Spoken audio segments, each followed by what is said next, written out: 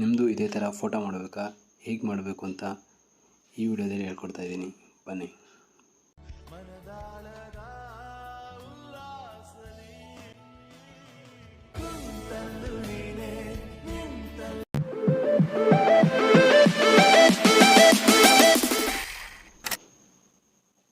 InShot app open ಮಾಡ್ಕೊಳ್ಳಿ. First grid ಅಂತಿದೆ, ಅದರ ಮೇಲೆ ಕ್ಲಿಕ್ ಮಾಡಿ. ನಿಮಗೆ ಯಾವ ಫೋಟೋ ಬೇಕೋ ಆ ಫೋಟೋಗಳನ್ನ 1 by 1 ಆಗಿ ಸೆಲೆಕ್ಷನ್ ಮಾಡ್ಕೊಳ್ಳಿ. ಸೆಲೆಕ್ಷನ್ ಮಾಡ್ಕೊಂಡಾದ್ಮೇಲೆ ರೈಟ್ ಮಾರ್ಕ್ ಇದೆ, ಆ ರೈಟ್ ಮಾರ್ಕ್ನ ಕ್ಲಿಕ್ ಮಾಡಿ. ಫೋಟೋ ಬಂದು ನಿಮ್ಗೆ ಯಾವ ಥರ ಬೇಕೋ ಅಡ್ಜಸ್ಟ್ ಮಾಡ್ಕೊಳ್ಳಿ, ನಿಮ್ಗೆ ಹೇಗೆ ಬೇಕೋ ಯೂಸ್ ಮಾಡ್ಕೊಳ್ಳಿ. ರಿಟರ್ನ್ ಇನ್ಶಾಟ್ ಆ್ಯಪ್ ಬನ್ನಿ, ಕಾಲೇಜ್ ಮೇಲೆ ಕ್ಲಿಕ್ ಮಾಡಿ. ಫ್ರೀ ಸ್ಟೈಲ್ ಅಂತಿದೆ, ಅದು ಅಷ್ಟು ಚೆನ್ನಾಗಿದೆ, ಬಟ್ ಇದಕ್ಕಿಂತ ತುಂಬ ಚೆನ್ನಾಗಿ. AI ಬ್ಲೆಂಡ್ ಮೇಲೆ ಕ್ಲಿಕ್ ಮಾಡ್ಕೊಳ್ಳಿ.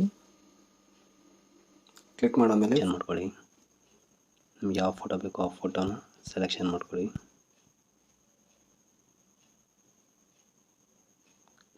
ಜಸ್ಟ್ ಆ ರೈಟ್ ಮಾರ್ಕ್ ಇದೆಯಲ್ಲ, ಆ ರೈಟ್ ಮಾರ್ಕ್ ಮೇಲೆ ಕ್ಲಿಕ್ ಮಾಡ್ಕೊಳ್ಳಿ. ಕ್ಲಿಕ್ ಮಾಡ್ಕೊಂಡಾದ್ಮೇಲೆ ನಿಮಗೆ ಫೋಟೋನ ಸೆಲೆಕ್ಷನ್ ಮಾಡ್ಕೊಳ್ಳಿ, ಅಡ್ಜಸ್ಟಬಲ್ ಮಾಡ್ಕೊಳ್ಳಿ.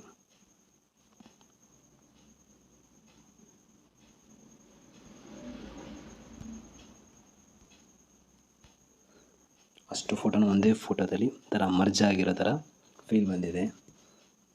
ತುಂಬ ಫೋಟೋಶಾಪಲ್ಲಿ ಎಡಿಟ್ ಮಾಡಿರೋ ಥರ ಫೀಲ್ ಬರುತ್ತೆ. ಇದು AI ಜನ್ರೇಟ್ ಆಗುತ್ತೆ, ಹಾಗಾಗಿ ತುಂಬ ಚೆನ್ನಾಗಿದೆ. ಜಸ್ಟ್ ಎಕ್ಸ್ಪೋರ್ಟ್ ಮಾಡಿ, ಆಟೋಮೆಟಿಕ್ ಸೇವ್ ಆಗುತ್ತೆ.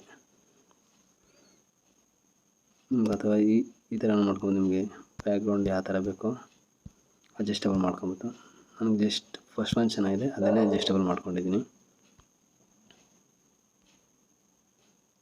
ಅದಾದಮೇಲೆ ಸೇಮ್ ಎಕ್ಸ್ಪೋರ್ಟ್ ಅಂತ ಕ್ಲಿಕ್ ಮಾಡಿದ್ರೆ ಆಟೋಮೆಟಿಕ್ ಎಕ್ಸ್ಪೋರ್ಟ್ ಆಗಿರುತ್ತೆ.